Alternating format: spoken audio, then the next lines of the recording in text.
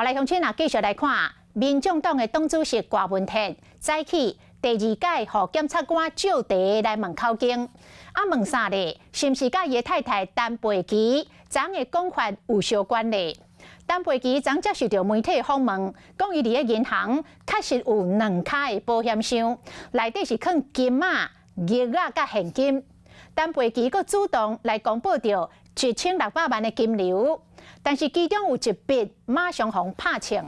陈培琪讲，郭文铁选市长存230万，郭文铁的政幕僚虽然反驳讲无存哦，是倒了60万，也就是讲陈培琪的讲法有漏交。来到首尔第9天，去检方第2摆问话郭文铁，嘛是穿迄束黄衫含蓝白色的衬拖。市长要认罪吗？两支手风扣起来，相关金流敢有过手？专案真侪疑点。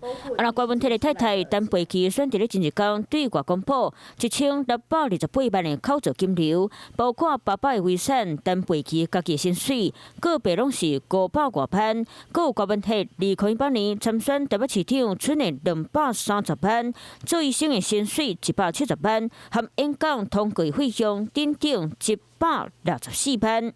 那一年的选战，我们获得的选举补助款是1700多万。那一年的花费，就是人事跟活动的花费1500多万。之后我们还有200多万的一个现金所得。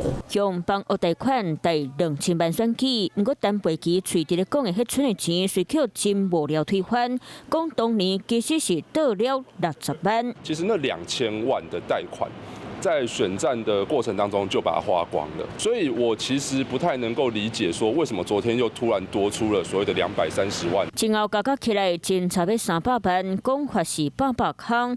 陈培琪过来家己也了。妈妈在我结婚的时候给我的一些金饰的嫁妆，还有婆婆送的一些玉器，我是有放一些少量的现金在里面。2个保险箱各50万。对是。保险箱内底有可能珠宝含现金，不过翁仔某这2项却拢无财产申报。他们没有申报的一些项目，那这个可能我觉得陈佩琪当然要一来他自己要说明，二来的话，我觉得这也是对柯文哲的人设造成一个蛮严重的冲击。陈培琪关心听说翁婿到底是主观，或者是从艺术出来讲，就惊这笔会卖烧到家己的尻川尾。